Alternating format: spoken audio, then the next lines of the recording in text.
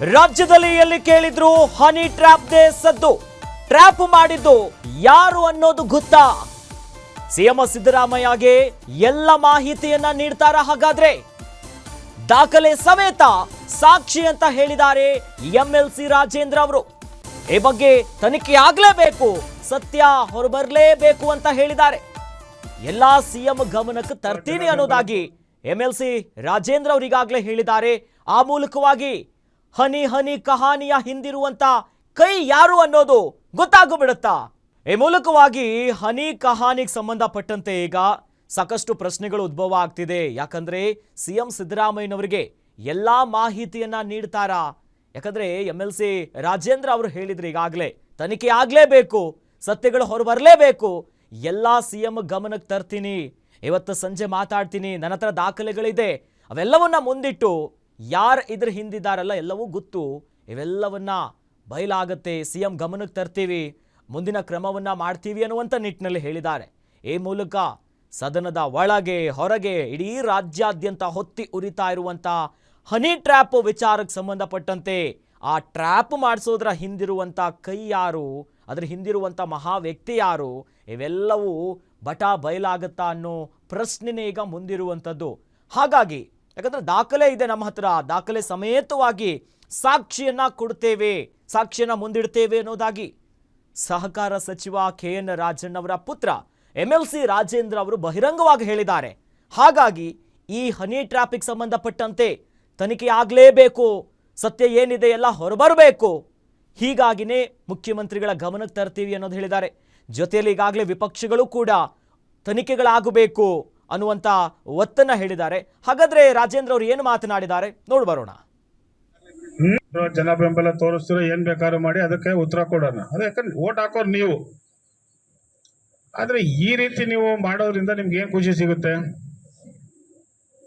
ನಾಳೆ ಬೆಳಿಗ್ಗೆ ನಿಮ್ಮ ಮನೇಲೂ ನಿಮ್ಗೂ ತಾಯಿ ಇದ್ದಾರೆ, ಹೆಂಡತಿ ಇದ್ದಾರೆ, ಮಕ್ಕಳಿದ್ದಾರೆ. ಸೊ ನೀವು ನಿಮ್ಮ ಮನೇಲಿ ನೋಡ್ಬೇಕಲ್ಲ, ಯಾರು ಮಾಡಿಸ್ತಾ ಇರೋವಂಥ ವ್ಯಕ್ತಿಗಳು ಇರ್ಬೋದು. ಇವತ್ತು ಬಹಳ ದೊಡ್ಡ ದೊಡ್ಡ ವ್ಯಕ್ತಿಗಳು ಇದರಿಂದ ಇದ್ದಾರೆ. ರಾಜಣ್ಣವ್ರನ್ನೂ ಬಹಳ ಪ್ರಯತ್ನ ಮಾಡಿದ್ರು, ನನ್ನ ಮೇಲೂ ಭಾಳ ಪ್ರಯತ್ನ ಮಾಡಿದ್ರು, ನನ್ನ ಮೇಲೂ ಬೇರೆ ಬೇರೆ ರೀತಿ ಪ್ರಯತ್ನ ನಡೀತಾ ಇದೆ.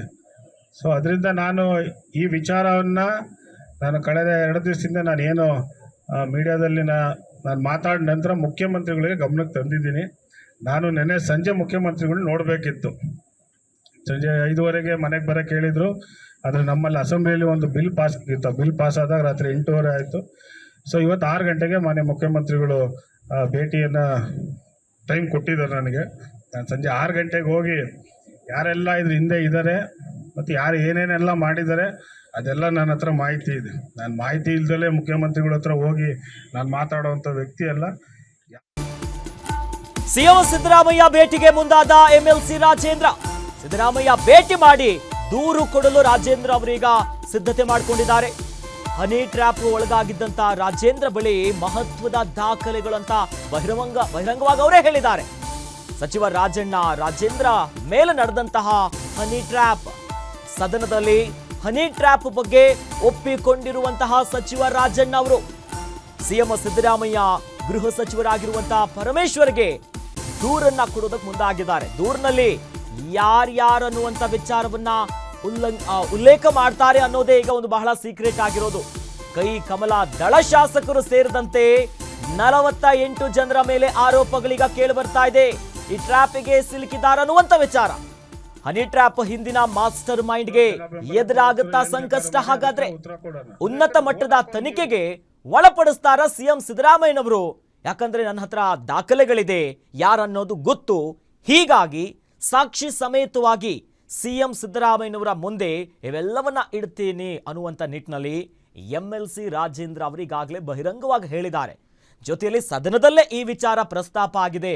ಒಬ್ಬರಲ್ಲ ಇಬ್ಬರಲ್ಲ, ಬರೋಬ್ಬರಿ 48 ಜನರ ಮೇಲೆ ಈಗಾಗಲೇ ಈ ಹನಿ ಟ್ರ್ಯಾಪ್ ಪ್ರಯತ್ನ ಆಗಿದೆ, ಹನಿ ಟ್ರ್ಯಾಪ್ ಆಗಿದೆ ಅನ್ನುವಂಥ ವಿಚಾರ ಬಹಿರಂಗವಾಗಿ ಈಗಾಗಲೇ ಗೊತ್ತಾಗಿರುವಂಥದ್ದು. ಸದನದಲ್ಲೂ ಕೂಡ ಈ ಬಗ್ಗೆ ಚರ್ಚೆ ಆಗಿದೆ. ಕೇವಲ ಕಾಂಗ್ರೆಸ್ ಮಾತ್ರ ಅಲ್ಲ, ಕೈ ಕಮಲ ದಳ ಎಲ್ಲ ಶಾಸಕರನ್ನ ಸೇರಿದಂತೆ ಈ ರೀತಿಯಾಗಿ ಹನಿ ಟ್ರ್ಯಾಪ್ ಮಾಡೋದಕ್ಕೆ ಮುಂದಾಗಿದ್ದಾರೆ ಅನ್ನುವಂಥ ವಿಚಾರ.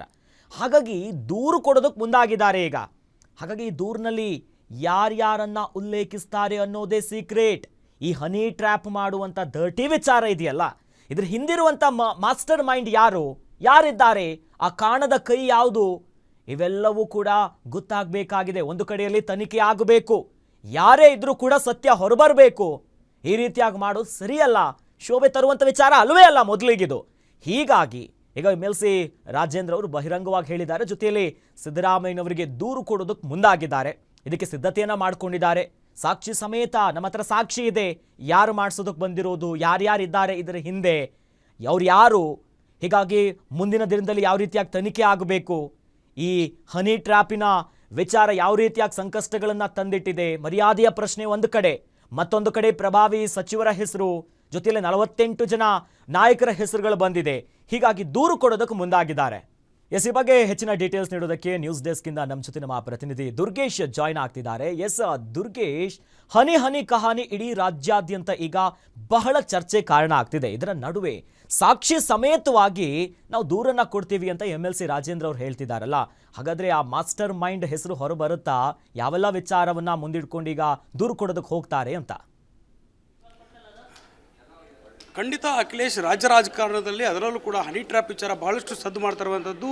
ಸಚಿವ ರಾಜಣ್ಣ ಅವರ ಪುತ್ರ ರಾಜೇಂದ್ರ ಅವರ ಹನಿ ಟ್ರ್ಯಾಪ್ ಪ್ರಯತ್ನ ಆಗಿದೆ ಅನ್ನುವಂಥ ವಿಚಾರವನ್ನು ಅವರು ಸದನದಲ್ಲಿ ಒಪ್ಕೊಂಡಿರೋದ್ರಿಂದ ಅದರ ಜೊತೆಗೆ CM ಸಿದ್ದರಾಮಯ್ಯ ಅವರನ್ನ ಭೇಟಿ ಮಾಡಿ ದೂರನ್ನು ದಾಖಲು ಮಾಡ್ತೀವಿ ಅನ್ನೋಂಥದ್ದು ಕೂಡ ಬಹಳಷ್ಟು ಚರ್ಚೆ ಆಗ್ತಿದೆ. ಅದರಲ್ಲೂ ಕೂಡ ಇವತ್ತು CM ಸಿದ್ದರಾಮಯ್ಯ ಅವರನ್ನು ರಾಜೇಂದ್ರ ಅವರು ಭೇಟಿ ಮಾಡಿ ದಾಖಲೆಗಳ ಸಮೇತ ಅದರಲ್ಲೂ ಕೂಡ ಯಾವ ರೀತಿ ಹನಿ ಟ್ರ್ಯಾಪ್ ಆಗಿದೆ ಅನ್ನೋ ವಿಚಾರವನ್ನು ಇಟ್ಕೊಂಡು ಇವತ್ತು ಭೇಟಿಯಾಗೋದಕ್ಕೆ ಮುಂದಾಗ್ತಿದ್ದಾರೆ. ಸಂಜೆ ಅವರನ್ನು ಭೇಟಿಯಾಗುವಂತಹ ಸಾಧ್ಯತೆ ಇರುವಂಥದ್ದು. ಯಾಕಂದರೆ CM ಸಿದ್ದರಾಮಯ್ಯ ಅವರ ಕಾವೇರಿ ನಿವಾಸಕ್ಕೆ ತೆರಳಿ ಈ ಒಂದು ದೂರನ್ನು ನೀಡುವಂತಹ ಸಾಧ್ಯತೆ ಇರುವಂಥದ್ದು. ಯಾಕಂತಂದರೆ ಹನಿ ಟ್ರ್ಯಾಪ್ ವಿಚಾರದಲ್ಲಿ ರಾಜನ್ ಅವರ ಹೆಸರು, ರಾಜನ್ ಅವರ ಪುತ್ರ ರಾಜೇಂದ್ರ ಹೆಸರು ಕೇಳಿಬರ್ತಾ ಇತ್ತು. 2 ಬಾರಿ ನನ್ನ ಮೇಲೆ ಹನಿ ಟ್ರ್ಯಾಪ್ ಆಗಿದೆ ಅನ್ನೋಂಥ ವಿಚಾರವನ್ನು ಮಾಧ್ಯಮಗಳಿಗೆ ರಾಜೇಂದ್ರ ಅವರು ಹೇಳ್ಕೊಂಡಿದ್ರು. ಹೀಗಾಗಿ ಮಹತ್ವದ ದಾಖಲೆಗಳನ್ನ ಇಟ್ಕೊಂಡೇ ಇವತ್ತು CM ಸಿದ್ದರಾಮಯ್ಯ ಅವರನ್ನು ಭೇಟಿ ಮಾಡ್ತಿದ್ದಾರೆ. ಅದರ ಜೊತೆಗೆ ಗೃಹ ಸಚಿವರಂತ G ಪರಮೇಶ್ವರ್ ಅವರನ್ನು ಭೇಟಿ ಮಾಡಿ ದೂರು ದಾಖಲಿಸುವಂಥದ್ದು.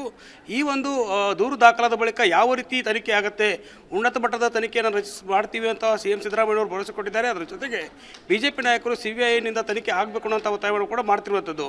ಹೀಗಾಗಿ CBIನಿಂದ ತನಿಖೆ ಆಗುತ್ತಾ, ಅದರ ಜೊತೆಗೆ ನಿವೃತ್ತ ನ್ಯಾಯಾಧೀಶರ ತನಿಖೆ ಕೂಡ ಮಾಡಬೇಕು ಅನ್ನೋ ನಿಟ್ಟಿನಲ್ಲಿ ಕೂಡ ಒತ್ತಾಯಗಳು ಕೇಳಿ ಬರ್ತಿರೋದ್ರಿಂದ ಈ ಒಂದು ತನಿಖೆ ಯಾವ ರೀತಿ ಆಗುತ್ತೆ ಅನ್ನೋದು ಒಂದು ಕಡೆ ಆದರೆ, ಇದರ ಹಿಂದಿರೋ ರಾಜಕಾರಣಿಗಳು ಯಾರು, ಪ್ರಭಾವಿ ನಾಯಕರು ಯಾರು ಅನ್ನೋದು ಕೂಡ ಇಲ್ಲಿ ಬಹಳಷ್ಟು ಚರ್ಚೆ ಆಗ್ತಿರುವಂಥದ್ದು. ಹೀಗಾಗಿ ರಾಜ್ಯದಲ್ಲಿ ಹನಿ ಟ್ರ್ಯಾಪ್ ವಿಚಾರಕ್ಕೆ ಒಂದು ಬ್ರೇಕ್ ಬೀಳಬೇಕು ಅನ್ನೋ ನಿಟ್ಟಿನಲ್ಲಿ ಸದನದಲ್ಲಿ ಈ ವಿಚಾರವನ್ನು ರಾಜನ್ ಅವರು ಪ್ರಸ್ತಾಪ ಮಾಡಿದ್ದಾರೆ. ಈ ರೀತಿ 48 ಜನರ ಮೇಲೆ ಹನಿ ಟ್ರ್ಯಾಪ್ ಆಗಿದೆ ಅನ್ನುವಂಥ ಮಾತನ್ನು ಕೂಡ ಹೇಳಿರುವಂಥದ್ದು. ಹೀಗಾಗಿ ಯಾರೆಲ್ಲ ನಾಯಕರ ಮೇಲೆ ಈ ರೀತಿ ಹನಿ ಟ್ರ್ಯಾಪ್ ಆಗಿದೆ, ಅದರ ಜೊತೆಗೆ ಯಾರು ಇದರ ಮಾಸ್ಟರ್ ಮೈಂಡ್ ಅನ್ನೋದು ಕೂಡ ಬಹಳಷ್ಟು ಚರ್ಚೆ ಆಗ್ತಿರುವಂಥದ್ದು. ಹೀಗಾಗಿ ಪ್ರಕರಣವನ್ನು ಯಾವ ರೀತಿ ದಾಖಲು ಮಾಡ್ಕೊಳ್ತಾರೆ, ಅದರ ಜೊತೆಗೆ ತನಿಖೆ ಯಾವ ರೀತಿ ಆಗುತ್ತೆ ಅನ್ನೋದು ಕೂಡ ನಾವು ಬಹಳಷ್ಟು ಗಮನ ನೋಡಬೇಕಾಗುತ್ತೆ.